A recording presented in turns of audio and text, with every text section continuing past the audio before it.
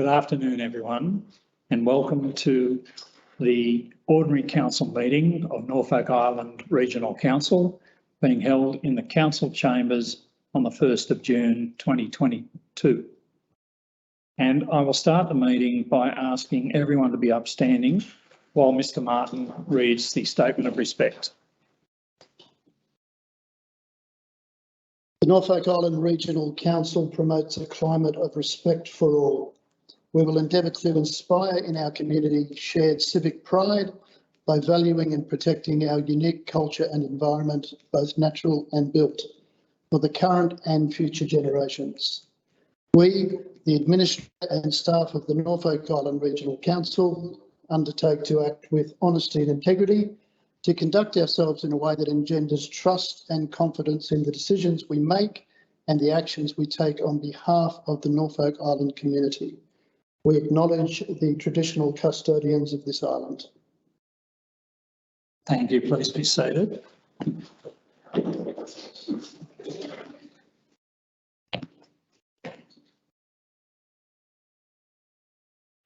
We're at item 3 of the agenda paper, which is apologies. I'll just explain that the General Manager is in attendance at this meeting, but he is in isolation at the moment. He's been in isolation for a week, comes out of isolation overnight tonight, and but he is in attendance, but not in person.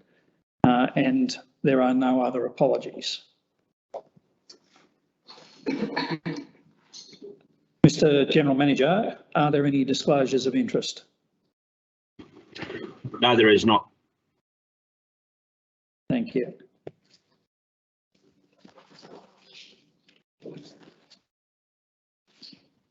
And I also note that we have not received any notice of condolences to be read at this meeting. So I'll move to item 5.1, which is confirmation of minutes of the council meeting held on the 4th of May 2022. And for the purpose of this meeting, because of the GM's remote attendance, I will be referring matters to Mr. Martin or to the relevant managers. Mr. Martin, minutes of the council meeting. Mr. Administrator, I can confirm that I have reviewed the minutes and consider them to be a true and accurate record of proceedings. Thank you. I have personally reviewed and checked the minutes, and I resolve that the minutes of the council meeting held on the 4th of May 2022 be received, taken as read and confirmed.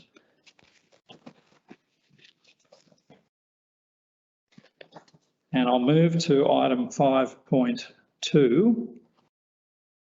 When the business paper was prepared, there was an extraordinary meeting of council held on the 24th of May, and the minutes were still in the course of preparation, and they are tabled at this meeting to be included on this agenda. So item 5.2 is the minutes of the extraordinary meeting of council held on the 24th of May 2022. Mr. Martin. Mr. Administrator, I can confirm that those minutes are a true and accurate record of proceedings. And I've personally reviewed and checked the minutes, and I resolve that the minutes of the extraordinary council meeting held on the 24th of May 2022 be received, taken as read and confirmed. And I'll move now to item 6. I note item 6 is the item that refers to public access arrangements. Public access for each council meeting is now held on the Tuesday, the day preceding the council meeting, and there were no requests in the lead up to this council meeting for anyone to make a public access address. It's also appropriate here for council to receive any presentations, and today we have Mr. Craig Wilson from Delta Pearl Partners, who is the lead on the Retail Price Index project, who is here to make a presentation to council on that project. So could I ask you, Mr. Wilson, to come forward, please? You've got a PowerPoint presentation, so please take your place over there and proceed with the presentation. And tell us the best place to stand. Good afternoon. Thank you for having me. I'm pleased to present the results of our work. We were brought in to, I suppose, pick up the work that was left off some years ago on tracking of retail prices in Norfolk Island. It's been a really interesting project. We've really been working on it in two phases over 6 months, first of all through to February and then more recently until May. There's quite a lot we can go through, but I thought I'd give you the answers first of all. You have to do a lot of work just to get to a few digits. But what we found was that over the 5 years to February this year, prices inflated by 18.79%. The reason we presented it like that is that there were no records in those 5-year periods, so we'll never know what price inflation looked like in those 5 years. But over the 5 years, it was 18.79%. If you average it out, it's 3.76%.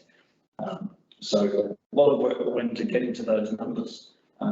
Later on in the presentation, for purposes comparison, we also thought we'd track that against Australian inflation, New Zealand inflation, and we also did a little bit of digging into comparable island economies as well, just to see how Norfolk inflation tracked versus those. That was quite an edifying thing to do. And then we've also come back and then using that data from SMA, so the 3-month interval, which is how it used to be now, worked out that prices inflated by 3.02%, which annualised then means that inflation was running at 5.85%. So then we thought, well, does that sort of seem right? And, you know, intuitively we're comfortable is. So the February, May, or September, November intervals a bit different, say in Australia at the end of each quarter. But the most recent inflation rate annualised in Australia was 5.1, and then in New Zealand it was 6.8. So intuitively, the Norfolk sort of sitting right in the middle of those. Can you just go back? I'm sorry. Was there something else I wanted to say there? Back arrow. Yeah, I've just done that. Well, while we're doing it, I'll talk a bit about the process. So there's a lot of, oh, there we go. Yeah, so, right, so there was some. Should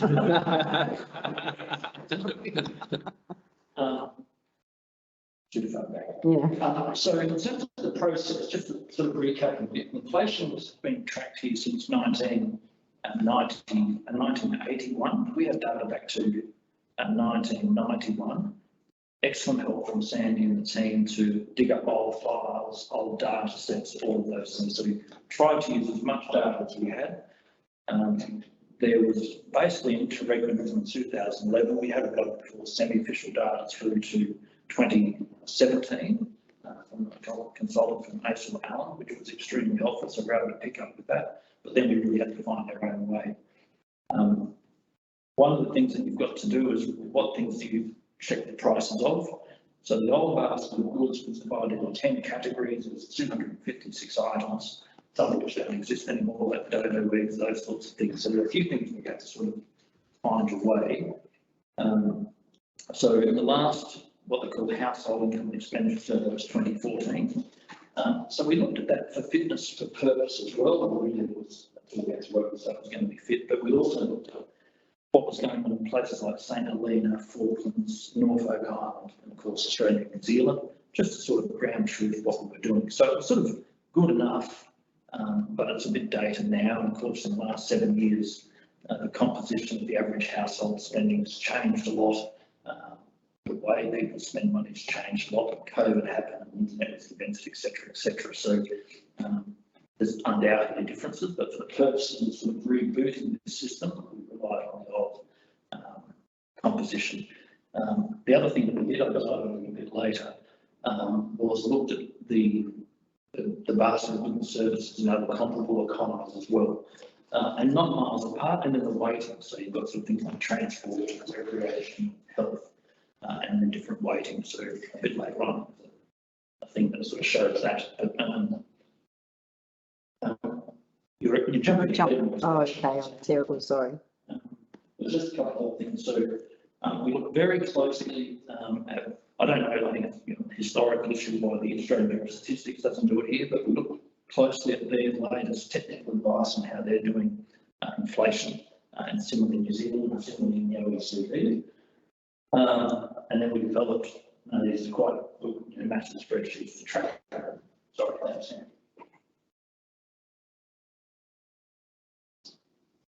So these are the 10 sort of groups, if you like. Some of the other ones at 9, 12, 10 here, all reasonably predictable type groupings. And then these are the weights from the 2014 composition. So there was a 2014 survey here, and wonderful that was many years before that. It escapes me just now, but I want to say 1980. So a long time ago. So those weightings in that third column there is of your average household spending. What do they spend their money on? The reason that's done is so that when you get a price of the items, they are in turn weighted against how households spend their money. So your average household is spending 24% on food and alcohol, and so on and so on, 10%. So then the prices that we collected across the 250 groups, across the subgroups, across the 10 groups, went up that rate. And then it's all weighted to get that number down there. And then we've just done it again. You can see just much more subtle changes over 3 months compared to the 5-year changes that are represented in the graph. So if you want to dive into the data, that's how it's changed across the 10 groups. So that's it going all the way up to 1992. These should actually all be even at 3.76%. And fairly consistent. There's a graph I'll show you later on, but the inflation, the retail price index, it's called here, is pretty consistent really with other comparable jurisdictions. It sort of follows a similar sort of line over time. But that's the annualised rate. Bit hard to read really, but my takeaway intuitively, this is Cook Islands and St Helena, is that Norfolk Island sort of more or less travel, there's a bit more bouncing around, but it travels sort of in the same general trajectory as the other islands. And so got sort of similar cost structures and so on. I quite like this one. This was a bit tricky for the team to work out, but this was edifying. So going back over 1991 to 30 years, the value of a dollar here is less than the other economies. So I don't think money's buying less here over time. So that's basically the value, the purchasing power of money over the 30-year period compared to these places. Interesting to see that. Again, that's just Norfolk compared to Australia, New Zealand, Cook Islands, and St Helena.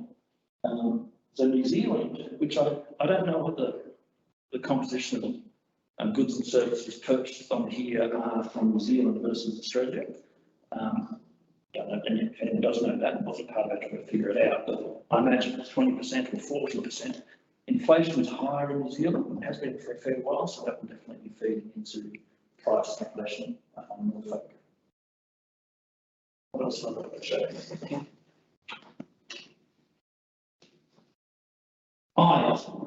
Probably can't even read that, but what we did, the starting point for the retail price index is what prices did measure. So you've got to look at survey results. It's quite dated here, but we had a look at the similar instrument in these other economies, just to fact check that we're on a reasonably solid ground. So quite dated too. So Australia's doing about every 4 years. It's 8 years since it was done here. St Helena 2017, Cook Islands 2016, and then similar sorts of groups too. So Norfolk's 10, 9, 12 types of groups. So that's actually, instrumental in figuring out what inflation is what you measure. So our view on the current is it's dated and it's a little bit that needs updating. That's the next page, yes. Right. So, it's not very helpful to you, I'm afraid, sorry, but these are the weightings on the groups for the likes of St Helena, and it's quite, not massive, but some important differences. So Food and alcohol in St Helena is 40%. And what was it here? Right, so that's just, so therefore if alcohol and food goes up and saying it's going to feed through the inflation price much more, etc., etc. Similarly, what's cook irons a little bit higher. Here again, interesting stuff. I think if you want to dive into it, we've captured all that data.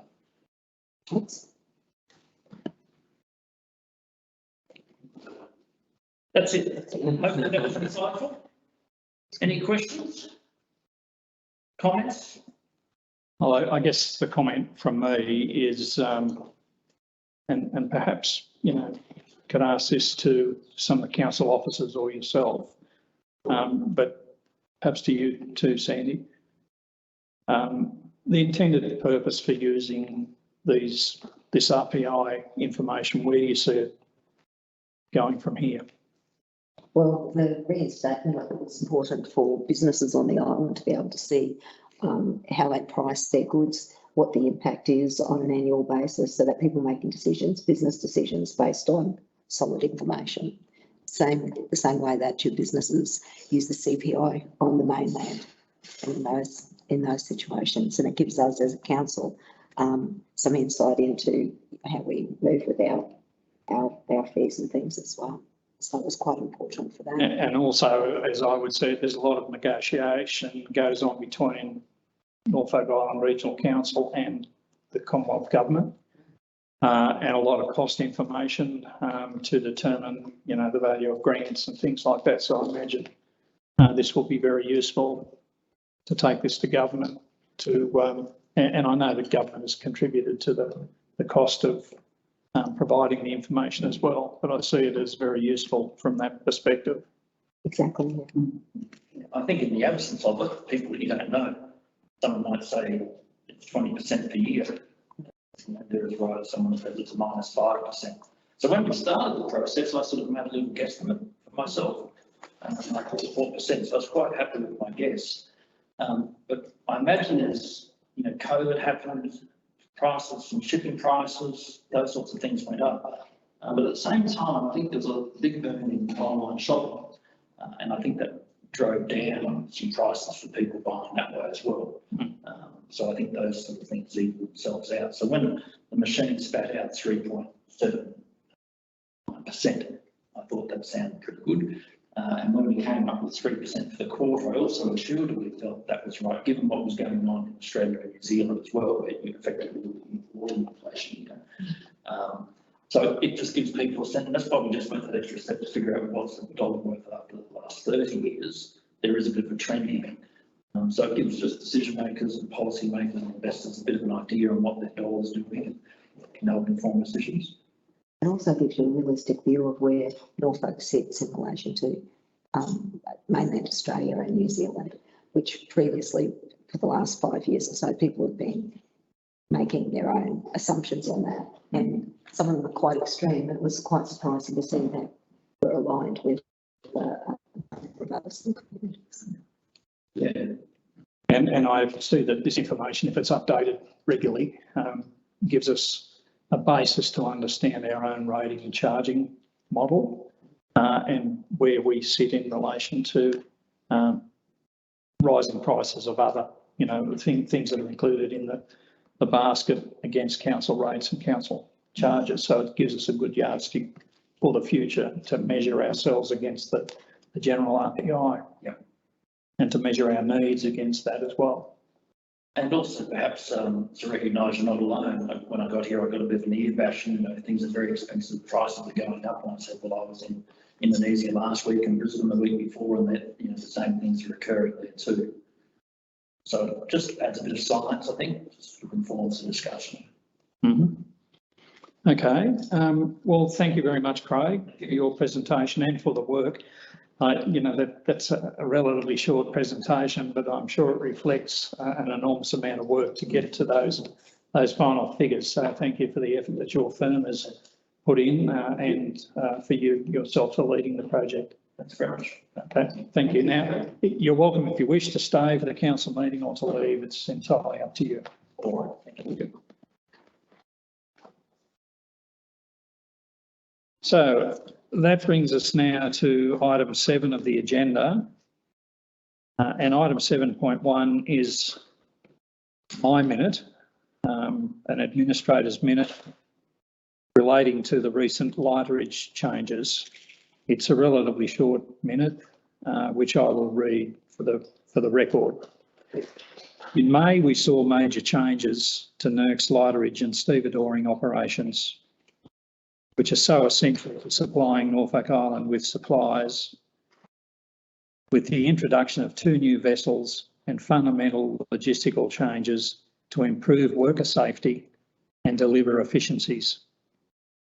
While the former lighter boats had served our community well, the past operations and equipment did not meet modern safety compliance requirements, and change was inevitable. The shift to new vessels, funded by the Commonwealth Department of Infrastructure, attracted a high level of interest throughout the community, who, no doubt, would have been assured by the recent successful unloading of the Southern Tiari to resupply the island with over 1,300 tonnes of freight, which was unloaded in just over 3 days.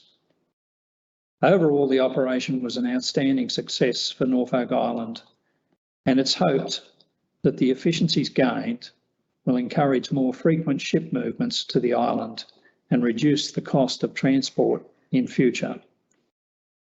So I would like to say congratulations and well done to everyone involved in the lighterage and stevedoring teams and to their managers. And I resolve that Council notes this administrator's minute. And I'll move now to item 8, which is reports from committees. And the first of which is the minutes of the Audit, Risk and Improvement Committee meeting held on the 12th of May 2022. Mr. Martin. Thank you, Mr. Administrator. Before you are the recommendations flowing from the minutes of that meeting. I'll run through them briefly. We updated the Audit Committee's annual work plan and reached agreement on what that should look like. There was some work done on revising the dates for upcoming meetings, including whether they be held in Brisbane or on the island. The investment reports for January, February and March were tabled for the committee's consideration, being the reports that had come through since the last committee meeting. We provided the committee with a progress report on where we were at in terms of achieving the external audit findings and other updates in that regard. The December quarterly budget review was tabled. Some discussion around the insurance renewals due on the 30th of June and what they might look like, particularly in terms of price hike for the current year. So that was a discussion item more than anything. But probably, Mr. Administrator, one of the meatiest agenda items were the committee approved tender specifications for auditing services to appoint a new external auditor for the commencing year 30th of June 2022. That work has now been done and the EOI is about to go out. Thank you.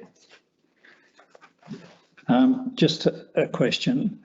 On page 17, around the centre of the page, there's a reference to a meeting held on the 29th of April. Mm-hmm. Should that be the 12th of May?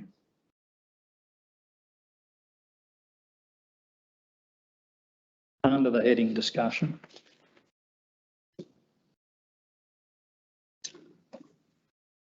It should. So that should be the 12th of May. Okay. And also in the recommendation, I think that the dot points under the heading recommendation, a lot of those things are decisions rather than recommendations of the committee. So the committee's produced a combination of some decisions, things that will be actioned regardless of council's input into it, and other things that are recommendations. And it's clear as you go from point to point which are the decisions of the committee and which are the recommendations of the committee.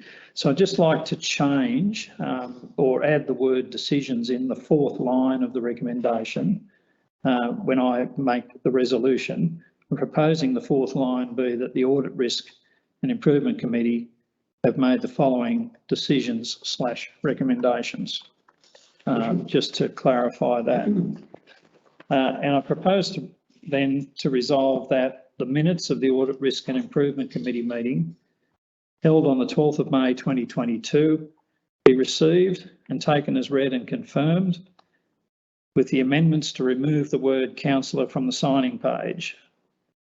The Audit Risk and Improvement Committee have made the following decisions / recommendations, and that is those matters listed in the recommendation box under the headings Action Register, Audit Committee Annual Work Plan, Investment Report, Investment for January 22, Investment Report for February 22, Investment Report for March 2022, Progress Report on the External Audit Findings for NIRC, and the Quarterly Budget Review Statement as at 31 December, the Insurance Renewal, and the tender specifications for auditing services, all as printed on pages 17 to 19 of the agenda. And I'll move now to item 8.2, which is the minutes of the same committee, the Audit Risk and Improvement Committee meeting held on the 29th of April 2022. Mr. Martin. Thank you, Mr. Administrator. And sensibly, maybe this one should have been first because it was earlier. Briefly, Mr. Administrator, the meeting held on the 29th of April 2022 was an out-of-cycle meeting specifically for the purpose of receiving the final audited financial statements together with the clearance report from the external audit firm Pitcher Partners. The committee had previously seen the financial statements that were not amended further and importantly adopted all of the, if you like, the recommendations for improvement within the clearance report. Yep.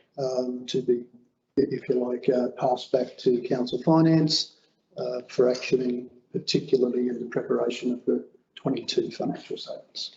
Thank you, Mr. Martin. I resolve that the minutes of the Audit Risk and Improvement Committee meeting held on the 29th of April 2022 be received and the recommendations therein be adopted. Those recommendations being, as listed in the agenda, previous minutes and business arising, that the minutes of the Audit Risk and Improvement Committee meeting held on the 10th of February 2022 be received and the recommendations therein be adopted. The preparation and audit of the 2020-2021 annual financial statements, where it was recommended that 1, the clearance report from Council's external auditors, Pitcher Partners, for the year ending 30th of June 2021, as tabled at this meeting, and the recommendations contained therein for implementation by Council be noted, with reference to the audited general purpose financial statements for the year ended 30th of June 2021. 2, that the audited general purpose financial statements for the year ended 30th of June 2021 distributed to members by email on the 10th of April 2022 be received, and it is noted that they'll be received by Council at its next meeting, which is this meeting. And 3, that the draft engagement plan, client strategy and audit plan for the general purpose financial statements for the year ended 30th of June 2022 be considered at the next committee meeting. And I'll move now to item 8.3, which is the minutes of the Sustainability Advisory Committee, their meeting held on the 18th of May. Mr. Reid. Thank you, Mr. Administrator. Before you is a summary business paper of that meeting held on the 18th of May. There were three key agenda items as part of that meeting, and they were an update on the electricity review, an update on the development of a sustainable population strategy for Norfolk Island, and a paper regarding the environmental assessment that's recently been completed for council. Just with regards to the electricity review update that was requested by the committee at the previous meeting, and we'd organised our Manager for Infrastructure and Services, Mr. Roy, to come and provide an update on that. So I might just throw to him about what was discussed as part of the meeting. Mr. Roy. Thanks, Mr. Administrator. Thanks, Mr. Farid. Just a general overview for the Sustainability Committee. First of all, they're very receptive, and it was great to be asked to be able to present to them on the evening. It was a good evening, and we spent about an hour and a half talking about the electricity and the new movements in that space. Mainly they were focused on when we were going to implement the program, the costs particularly that the Commonwealth Government have committed to over time, which was well received, and being $5.2 million, obviously that's a big commitment from the Commonwealth moving forward. They were also very interested in the tariffs. We spoke through the tariffs at length on the evening, and it's quite good to see, I guess, the receptive ability of the group to understand that once this program is in place, that they can actually halve the cost of their electricity over time, and that was really well received. A lot of them had a lot of questions just in regards to general application of the smart meters and how that works in general. We worked through privacy policies that we have in place, the utility bill system that we're working in the background that will send out, I guess, their energy bills each quarter, which worked really well. And we also spoke to them in depth regarding the 3G and the 4G. Obviously, we have a lot of people on Island who have a lot of interest in the environment, and particularly the effects that they may have on them personally, or some of the insects, particularly on the island, be it bees. So we were able to talk through those different matters on the evening, and we got through most of them, which was really good. So in general, for a first pass with the sustainability group, it was a very positive meeting. Went for about an hour and a half, which was good and very well received. Thank you. Can you just elaborate on the concerns around the smart meters? Could they be divided into concerns about the impact on human health and then concerns about the impact on possibly insects and other species? Is that what the concerns were about? Yeah, essentially there was two main concerns. One was, I guess, what radiation limits are they producing from 3 and 4G perspective? And most of them didn't realise. I thought it was going to be part of a 5G rollout. So it's very much on the 3G and 4G spectrum. And how you relate it is that each smart meter has basically a SIM card that is no different to a general mobile phone. And so every night, basically the smart meters will be sending a pulse to a head-end system here at Telecom. And basically it's like an SMS. So a standard SMS that would go through your phone.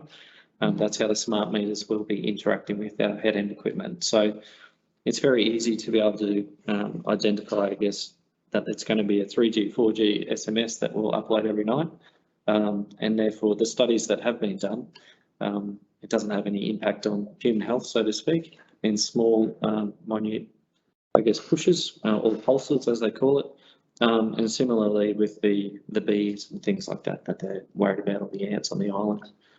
Similarly, there's been studies into that, and the small, minute, I guess, pulsing that's happening might affect them as well. So we were able to talk through that, and because 5G didn't come up, it's not part of the system that we have here on the island. We could talk through those processes quite easily, which was good. So you're telling me that you were able to satisfy the concerns that they might have had about the use of the smart meters and any damage that they may have concerned about absolutely caused? Yeah, on the evening it was quite good. We have a couple of the constituents who are SMSing people at the table as we were going, and they were firing the questions across. But once we could identify that it was basically just normal mobile phone coverage and it was a 3G SMS, most people said, okay, we understand that that's what we use every day of the week now. So Okay. Well, those advisory committees members, hopefully they will take your responses back to the parties that they talk to about what's happening in those committees. And I'm pleased to see that you've had that level of consultation with the committee, and hopefully they will pass on what came out of the meeting in relation to those concerns. Now, Mr. Reid, were you finished, or did you have more to say? I thought it probably was just to point out there were some recommendations specifically about the electricity review from the committee. Yep. And I guess what we're putting forward as part of this business paper is to take those through with the exception of what was recommended around an opt-in policy for the rollout of the smart meters. I think I understand to put that in place for the rollout of those smart meters makes for a very efficient system. And we think that the concerns that either being allayed through consultation on that advisory committee or future consultation on the rollout would seek to allay, you know, broader concerns from the community, be it about human health or the environment generally. So probably just wanted to make that point, that there is a recommendation that we're not taking forward as part of the business paper, but that the rest are. Whether it's electricity, but also the next agenda item, which was around the sustainable population strategy. So I provided an update on some background work that I've been conducting to get started on development of that strategy or policy over the coming 12 months. There are a lot of questions around that from the community, as you could probably expect. Population, I think, is a fairly hot topic amongst the community, whether it's going up and whether it's causing issues to do with the capacity of the island to manage those numbers. Good discussion, things raised around use of properties as holiday homes, short-term accommodation, housing affordability, a lot of things. But I think the main recommendation to come out of that was that the committee would like some input into the scope by which we engage a professional to help us with that sustainable population strategy. And I'll talk more to that in a business paper later in the meeting. The final agenda item was around the environmental assessment, which I presented to council a couple of meetings ago, letting them know that that the environmental assessment was on exhibition at the time, and that committee members were encouraged to provide responses as part of that process. I should point out that we've had very few responses on that environmental assessment exhibition, including the recommendations that come with it, but we'll provide an update on that in a future meeting. And so that at this point is a summary of the meeting for the Sustainability Advisory Committee. Thank you, Mr. Reid. To the best of my recollection, this will be the first set of minutes where we haven't necessarily adopted every recommendation verbatim from the committee. But I accept your advice in terms of there being little need to provide an opt-out arrangement as part of what is happening with the innovations that are going on for electricity, and that from the perspective of the greater good for the greater number of electricity users and council's requirements, that it is better not to have an opt-out arrangement to make the system as efficient as we possibly can and to be able to deliver the service at the most efficient cost. So I thank the committee for its advice and its deliberations, and I note that whereas most recommendations are adopted, this is an occasion where we have reasons for not adopting that particular part of the advice of the committee. So I acknowledge the input, the rationale and the reasons behind what they have suggested, but on this occasion, not accepting that one part of the recommendation. But before you go on to the recommendations as they are in the report, I would point out that I believe that as part of point 2 in those recommendations, C, that should be struck through as part of that recommendation as well. Yes. So I resolve that the minutes of the Sustainability Advisory Committee meeting held on the 18th of May 2022 be received and the recommendations therein be adopted subject to paragraph 2,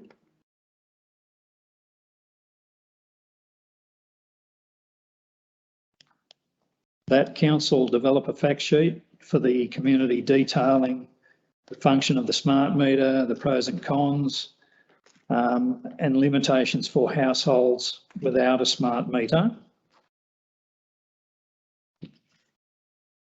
3, that council provide a brief of the sustainable population strategy to the committee for comment prior to engaging the consultant.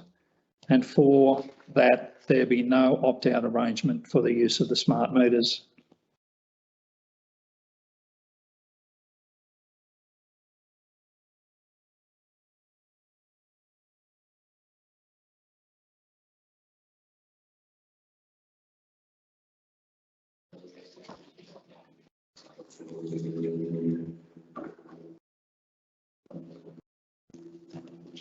And I'll move to item 8.4, which is the minutes of the Reserves and Conservation Advisory Committee meeting held on the 17th of May. Mr. Reid.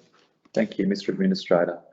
The meeting held on the 17th of March had 2 major agenda items, and they 17 May. Sorry, 17 May. Yep. There is a typo in that report. Apologies. The 2 major agenda items were regarding what's termed virtual fencing, which is a new technology utilised for management of cattle. People here in the room today will understand that we have a number of what are termed roadside cattle on Norfolk Island, and we've been fortunate in being offered funding from Parks Australia to pilot or roll out a system for the management of cattle using that technology, which is a really exciting opportunity, I believe, for the island, but both with regards to the on-island cattle industry, but also regarding environmental, particularly water quality protection through the use of that system, which is very encouraging. We also presented a paper on, I guess, the current state of play when it comes to cat importation and the registration of cats. So on that very topic, I guess we made clear to committee members, as it stands, there is no legislative framework for the registration of cats as it applies on Norfolk Island, unlike a lot of other jurisdictions. And I guess that is a gap with regards to the endorsed pest management plan that was developed and endorsed by council last year, where it identified that as a high priority action. On the topic of importation of cats, we've been advised there are 2 pieces of legislation which would serve to regulate the importation of cats. And I should mention the reason for the focus on cats is the impact that they have on the natural environment, particularly the predation of native species, in particular native birds, including seabirds. And that is why it's been identified as priority actions in the pest management plan. The Animal Importation Act does allow for the restriction or prevention of importation of animals, amongst other things, where they have an impact on the environment, the Norfolk Island environment. As it stands, there is no policy in place to advise on the restriction or prevention of importation of cats. And in the end, that piece of legislation, the authority is the Commonwealth. So council provides an advisory role on the importation of animals, which is also supported through advice from other government agencies, including Biosecurity and Parks Australia. But at the moment, there has not been a policy developed with those stakeholders around the restriction of cat importation. There are also, based on legal advice, provisions under the Norfolk Island Customs Ordinance that could seek to limit the importation of cats, although that's entirely outside of council's powers. The committee felt that it was wise for council to provide a more comprehensive set of advice on legislative powers, not just for council, but as we understand it, for other government agencies when it comes to the importation of not just cats, but other animals that present a risk to the Norfolk Island environment. And that was put forward as a recommendation from the committee, which I'm putting forward as part of this paper as well, which we would take to the next committee meeting. Back on the topic of virtual fencing, it was put to the committee that council would enter into an agreement with Parks Australia for that funding, for the rollout of that system, and start to engage with cattle owners on the island and the provider of that technology to come to Ireland and consult with stakeholders as well, which was all supported by the advisory committee in this meeting. Thank you, Mr. Reid. I resolve that the minutes of the Reserves and Conservation Advisory Committee meeting held on the 17th of May 2022 be received, recommendations therein be adopted. 2, the council resolves to enter into an agreement with Parks Australia for the virtual fencing, our Marine Parks grant, to organise a representative of the company Fence to visit Ireland to discuss the rollout of the virtual fencing system, to continue consultation with Norfolk Island Cattle Association on the piloting of the system, and 3, that council prepares a report of existing legislation at all levels of government in relation to the importation of all animals to Norfolk Island. And I'll move to item 9.1.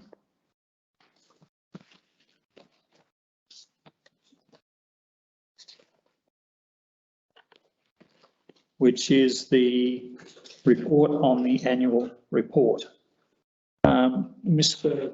Martin, are you going to speak to this, or the General Manager from his remote location? Mr. Roach. Thanks, Mr. Colreevy. Before you is an annual report that is for 2020-2021. Having brought this report at a very late stage to council, I just need to make a few adjustments to the report and would probably suggest that we withdraw it from this meeting and bring back at a meeting as soon as possible, just so that we can fix some of the things that we have in the report that we've missed in haste trying to get it to council this month. Thank you. Mr. General Manager, would it be feasible to have the amendments completed and the report on the agenda for the extraordinary council meeting, which is coming up, I think, on the 9th of June? 15th of June. Yes, we can make it happen by then. Thank you. Then I resolve that this matter be deferred for consideration at the extraordinary council meeting to be held on the 15th of June.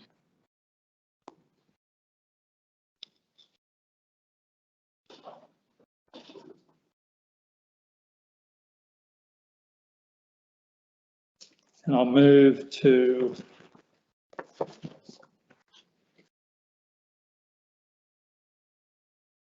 item 10.1, which is the NIRC investment report as at the 30th of April 2022. Mr. Martin. Have I missed something? Yeah. 9.2. 9.2. Review of statutory appointments. Statutory. Okay.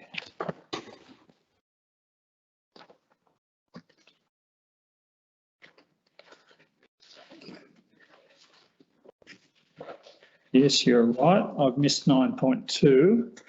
9.2 is a report on the review of statutory appointments, which I'll go back to you, Mr. General Manager. Thanks, Mr. Colreevy. Before you is a report that is required for me to present to council on an annual basis, which is a review of all statutory appointments across council. Before you is a report similar to previous years, but this year a change where I am lifting the delegations up to the manager's level in most cases across the organisation. That is because we've had significant change through the two redundancy processes that we've had in June of the two previous years, but also changes where the council is moving from Kingston up into Burnt Pine later this year.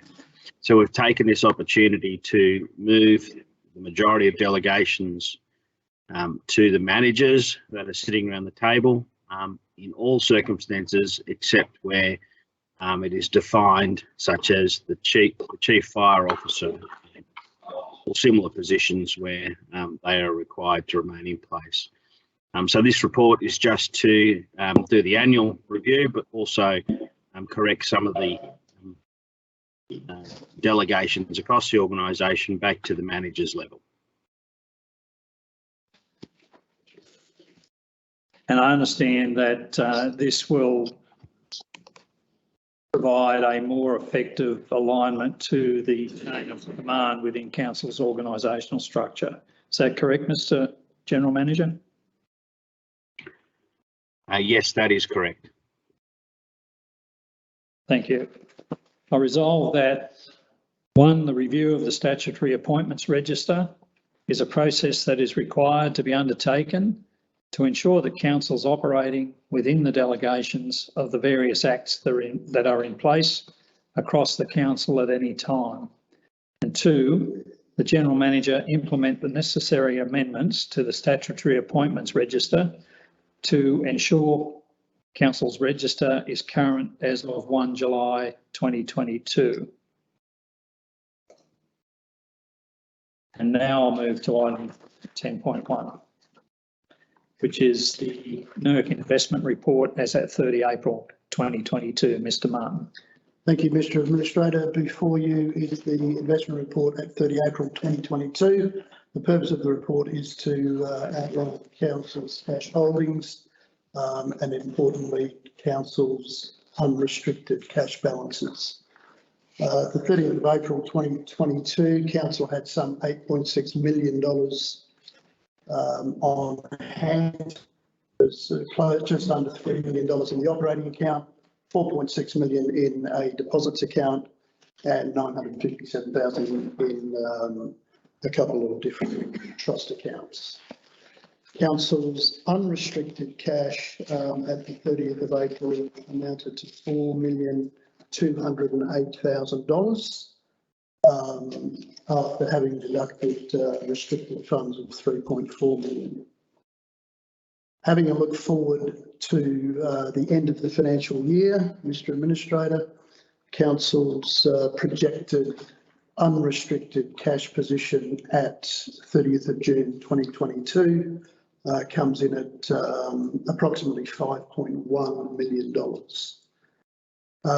Important to note that there has been a drop in, so the forecast unrestricted cash at 30 June 2022 of $5.1 million. It is some $1.1 million less than I had forecast a month before. I'd just like to take a moment to point out the reason behind that. Please do. What we've done, Mr. Administrator, is we have brought forward the recognition of restricted funds that are associated with a surplus sitting within the service delivery agreement. That surplus is predominantly to do with greater land titles revenues throughout the course of the 22 financial year. Almost exclusively, there are some other ups and downs, but that essentially accounts for the forecast surplus at 30 June 2022. Important to point out that the surplus, or as it's otherwise known, an underspend, is in no way reflected in lower service delivery. It is simply greater revenue in the area of land title transfers because of higher number of sales, higher value sales, and the fact that the transfer rate was increased on the 1st of July 2022. So what we Can you just explain to me that before you go on, the transfer rate?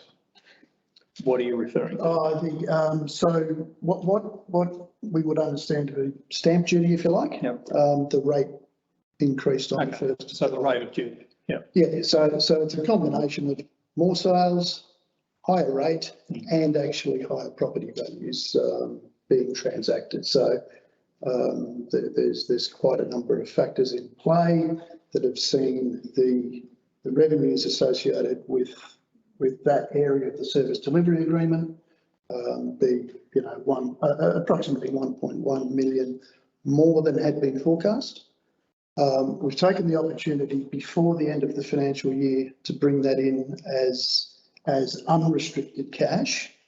In years gone by, what would happen is we would wrap up the financial year, and once those figures had been finalised, that unrestricted cash would be reported back against the investment reports, usually in about September, at which time, you know, the audited accounts were well in progress.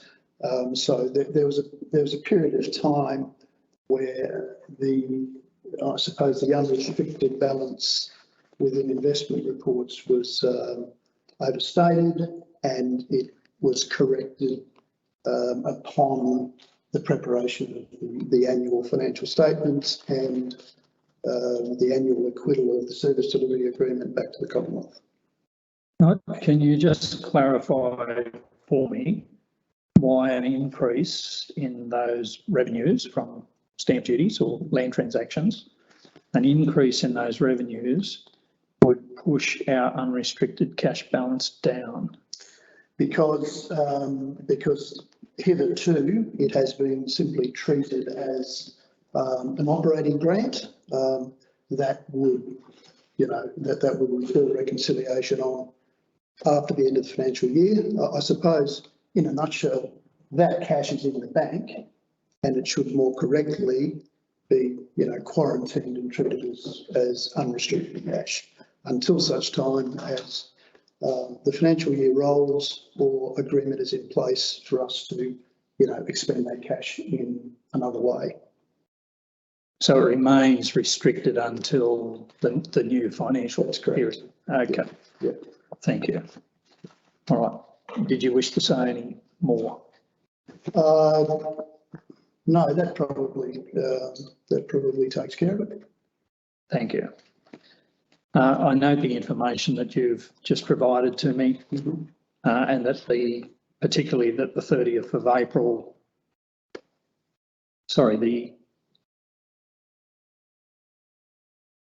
30th of June 2022 estimated unrestricted cash and cash equivalents balance is some $1.1 million lower than had been forecast the previous month, and that this is because Council has brought forward the recognition of restricted funds in relation to a forecast surplus within the service delivery agreement. Forecast surplus predominantly relates to stronger than forecast land titles revenue during the course of the 2022 financial year due to more and higher value property transfers, and that recognising the surplus before the end of the financial year provides a more accurate account of Council's forecast cash position. So I resolve that Council notes the information provided in the report, and I'll move now to item 11.1, which is a briefing note on checked baggage X-ray failure. Ms. McPheeters. Thank you, Mr. Administrator. The Norfolk Island Airport has checked baggage X-ray, which is an essential piece of equipment and required under our aviation screening notice of 2013. It failed earlier in the year and we undertook some repairs. Those repairs have failed again, and it requires repair and or replacement. We've undertook a review of what our options are. The first option, which is our fallback currently, is to do nothing and use a secondary screening process, which is a manual process. Gives us limited limited ability to meet our legislative requirements and adds extra time and is not as effective as the CBS X-ray. Second option is to purchase new equipment. And I should say we've implemented that as a gap stop at the moment, but we have to make a decision on how we move forward. Option 2 is to purchase new equipment. This has a cost of 360 to 410,000, and we'll have to seek Commonwealth support for that. Option 3 is to purchase the required replacement parts. That's going to take 12 to 14 weeks and is a cost of 78,254. We need to do that currently, and we will run that under our existing budget system, but we're seeking support from Bird Pine Travel. We may be able to have an agreement with them to do a percentage or full cover of the cost of those replacement parts. Option 4 is full recycle upgrade, but that's $225,000, and it still gives you a limited time frame and won't resolve problems long term, so may reduce your capability shorter time. The recommendation is that council actually chooses to replace the equipment, which is option 2. This, we seek Commonwealth support for that. This comes with a time frame of anything from 12 to 14 months for replacement. So we also recommend that council approves option 3, which is the purchase of equipment of the replacement parts as an exceptional expense in this budget of $78,254. This will repair the unit and it'll be funded through our NIRC operational budget line as an overspend. But we also recommend that council approach Bird Pine Freight, and we've begun preliminary discussions with their director to see if they will support us in either part or full funding of those parts. Thank you. And you referred to Commonwealth funding for the full replacement. Yes. What have we done to progress that? The General Manager is going to speak with Commonwealth about that. I haven't put anything forward to Commonwealth as yet. I was waiting for confirmation through this council process. Thank you. But effectively, can do it. The options are limited. It's an essential piece of equipment, and we will need to replace eventually. So we need to have a redundancy program while we're waiting for our replacement option. Okay. So the bottom line for the airport then is that we now have a capital replacement cost that we haven't factored into our budgets. Exactly. Up to now, that we are seeking external funding or government funding to replace. We don't know whether we'll be successful with that or not at this stage, but to keep the airport operating, it's essential that we do this.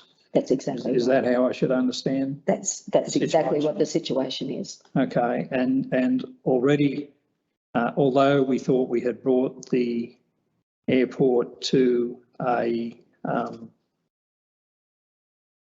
position where it was breaking even, we now have an unforeseen cost of some hundreds of thousands of dollars to replace, and we would then have a depreciation and additional depreciation item. And my understanding with the airport is the deficit that we now understand is a result of depreciation, additional depreciation that we hadn't factored in when we produced the 21-22 budget. So this creates a further impost on the budget going forward in terms of, possible increased depreciation cost and also the capital cost itself. That's exactly right. Okay.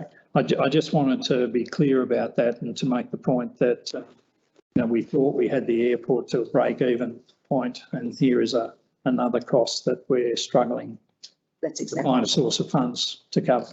Yeah. Okay, thank you. Look, I accept the advice, and I resolve that NIRC invest in a replacement CBS X-ray machine. Council approves option 2, the capital purchase of new equipment and the implementation of the tender process to secure the equipment. while seeking Commonwealth support for funding.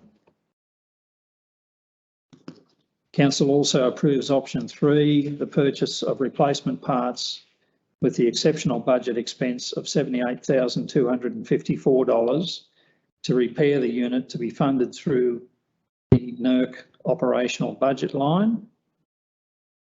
And Council approached Burnt Pine Freight to confirm if they would be willing to pay the $78,254 or portion thereof to repair the current unit, with an agreement the old unit will be located in the new freight shed for use free of charge for an agreed period and used as a backup for checked baggage screening when the primary unit is down for repairs or maintenance.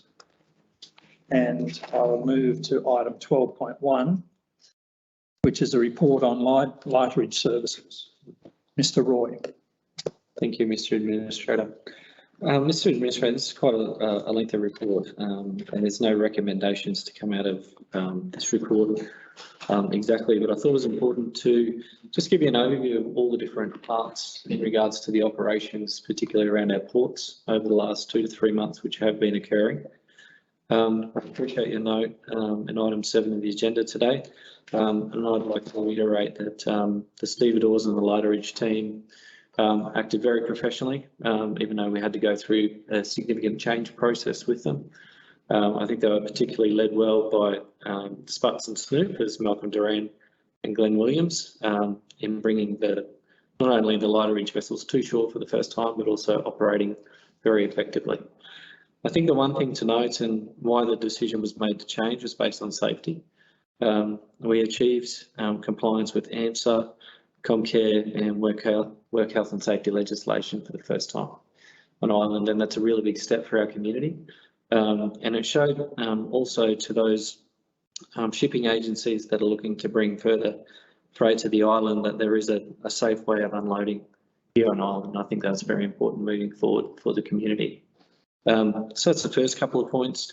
Obviously the old lighterage system and the launches and the lighters has been part of this community for a very long time, and we recognise that. So as part of, I guess, the whole process, we've actually been engaging with the Museum Trust here on Island to identify an appropriate way that we could actually celebrate the launches and the lighters that have been operating here quite effectively for a number of years. So those processes and those discussions are ongoing. We're working closely with the Commonwealth as well, Fiona and Brendan, to make sure that that's progressing and that the old launches and the lighters can be celebrated by the community over time. You'll see that there'll be some government grants come through once the Museum Trust identify what they would like to do, and that will be celebrated in the community. Important to note, we held our first inaugural Ports Committee meeting, of which moving forward we will present the minutes of those meetings. We just didn't have the time before this meeting to put those up. But it was good to see engagement from agency, NPDL, our stevedore teams and our lighterage teams to identify how we could better operate our lighterage facility here on Island. So there's been a number of safety recommendations in regards to equipment that we need to future-proof lighterage here on the island. So we've taken those recommendations on board for procuring some of those small safety items, including nets, spreader bar, lifting gear, and we're currently procuring those under the focus of the government grant that was provided for the new lighterage operation. Further to that, and this is a good win for us as council, our maritime security plan was recently approved for 5 years. So we've been working with a consultant called Imperium Global in Brisbane quite intensively over the last 3 months to upgrade our maritime security plan. Pleased to announce that the Department of Home Affairs has approved that for the next five years, which is great. Basically, that will save us a significant amount of money in consultant fees over the next 5 years, and puts us in good stead to understand how we can further, I guess, engage with the likes of AMSA and Comcare when we have other vessels that visit the island in the future. And on the back of the maritime security plan, it develops a lot of, I guess, discussion around how we're going to manage our ports moving forward. Traditionally, Norfolk Island Regional Council, and I guess the island in general, hasn't had a real focus in regards to how we would manage our ports or how would we manage them effectively if our freight increased here on island significantly. So the general manager and the team here are working towards what does our ports management framework look like moving forward. So we're looking at things like the establishment of potentially ports authorities or employing a port security officer, ongoing training and assessment for not only our people but other people we may get involved in that process. We're looking at further ports infrastructure and just moving things forward like the Ball Bay tender that we have in the market at the moment, and generally developing greater engagement with the likes of AMSA and Comcare, and also industry to understand best practice moving forward. So I think over the last 3 months we've made a lot of steps in regards to how we're delivering our freight to island through the lighterage service, but we also understand there's a long way to go in regards to how we manage ports moving forward. So I'd just like to probably just put it on record that we're actually looking at all the different elements in behind managing ports, and moving forward you will see, I guess, some recommendations coming to council in regards to how we can better do that, and potentially some funding we will be looking for to improve that port management process. But that's basically in this report today. Thank you, Mr. Roy, and I would welcome your reports and advice on an appropriate port management framework as soon as you can get them to council. So I resolve that council notes the information provided in this report, and I'll move to item 13.1, which is a report on the Sustainable Population Strategy. Mr. Reid. Thank you, Mr. Administrator.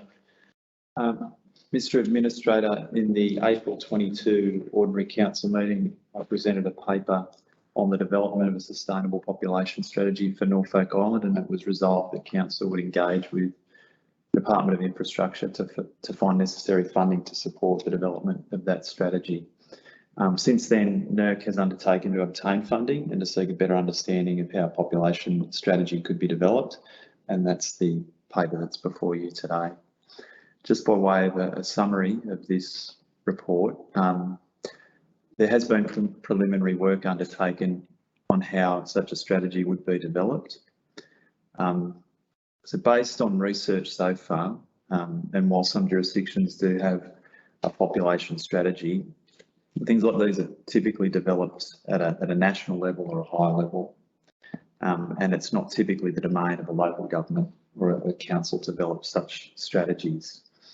And in those circumstances where a population strategy is developed, it's typically not coupled with the word sustainable, and those types of policies may not even seek to ascribe a number, a population sort of target, however would seek to apply principles that would then economically sustain a particular jurisdiction. There have been examples of local governments that have sought to put in somewhat of a population cap, but based on work that I've conducted to date and consultation particularly with mainland jurisdictions, examples such as Noosa and Douglas in Queensland, those sorts of caps have been brought about more through a political desire rather than anything based on an economic or a social analysis. And these are typically been jurisdictions or councils with a high degree of tourism and locals that, you know, for want of a better phrase, are sort of getting a bit tired of seeing so many tourists in their town. Further to this, as mentioned before, I provided an update on the Sustainable Population Strategy backgrounding, if you like, to the Sustainability Advisory Committee in May, and that explained the novel challenge presented by developing such a strategy, and gave some examples of other jurisdictions similar to Norfolk, such as Lord Howe Island or even Nauru. Islands similar in geographical size and scale, but with very differing population sizes, and sort of, to the best of our knowledge, particularly in the case of Lord Howe Island, how they've sought to apply restrictions or apply controls from a local government perspective to manage population. I also, during May, had discussions with representatives of the Council of Elders, For those who may not be aware, the Council of Elders recently have taken quite a forthright role in stimulating discussion on sustainable population for Norfolk Island. Council of Elders invited a demographer, Dr. Gerald Harbourcorn, who visited Ireland during May, a former demographer of the Secretariat of the Pacific Communities.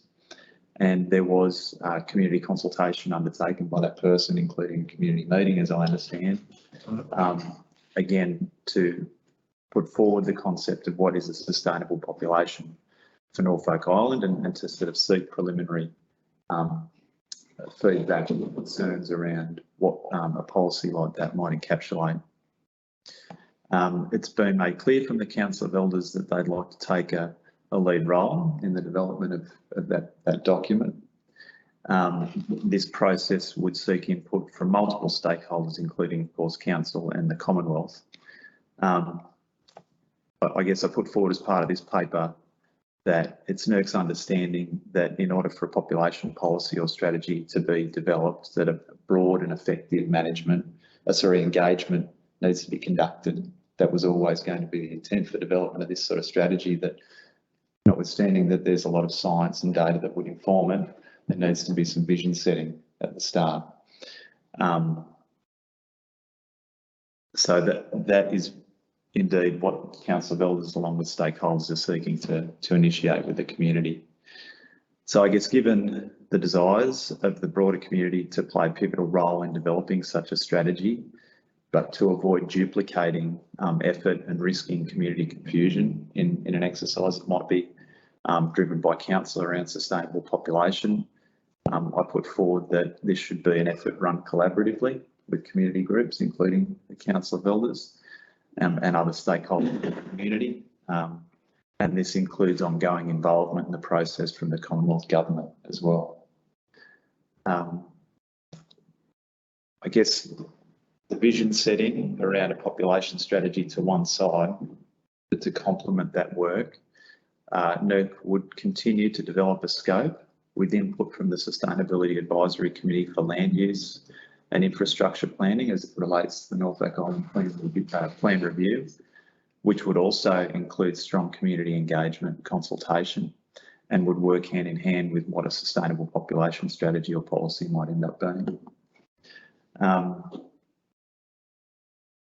And again, I guess I point out at that juncture that it's important that that those two things are consistent, the population strategy and how that dovetails into an update of the Norfolk Island Plan, which is our land use planning scheme.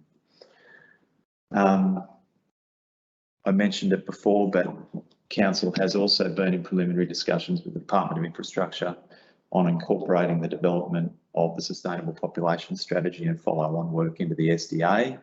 And as I understand, this agreement is currently in the process of being finalised, and I understand will be presented to Council at an extraordinary meeting later this month. So as part of the paper, I recommend that NIRC support a variety of community stakeholders, including the Council of Elders, but also the Commonwealth, in developing a sustainable population strategy.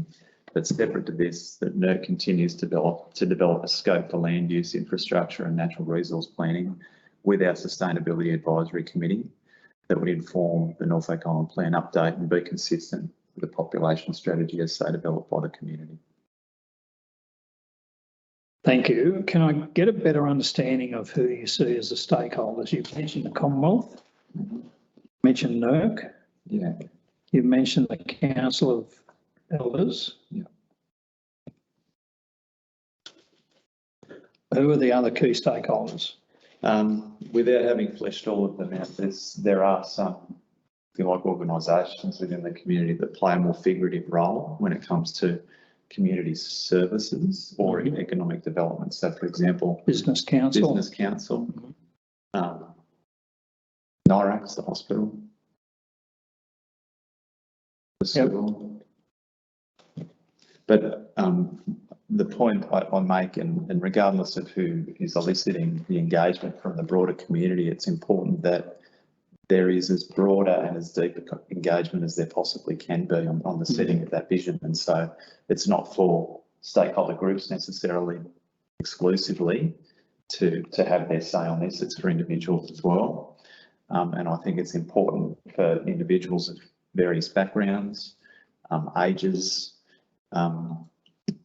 to have that input. And I think it's also important for council or for other organisations to have an understanding of the very demography of those people who are seeking to be part of that development. So it calls for a wider consultation process than just COE, the Commonwealth and NIRC. Yeah.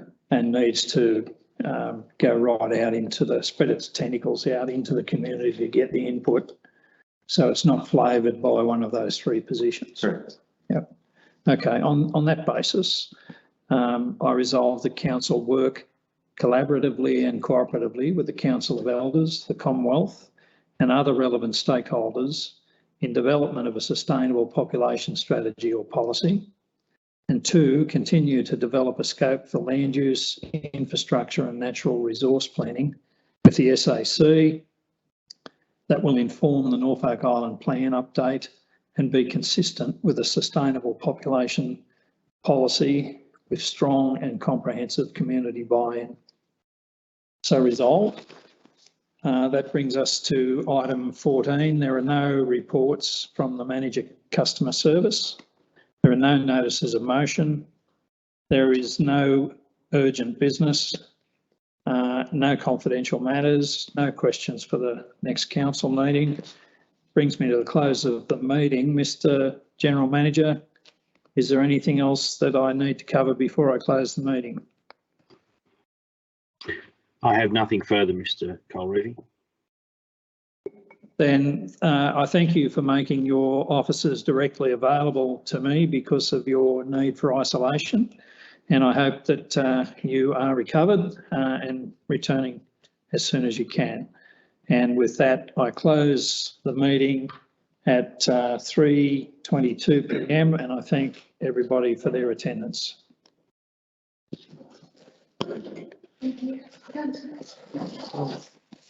Thank you.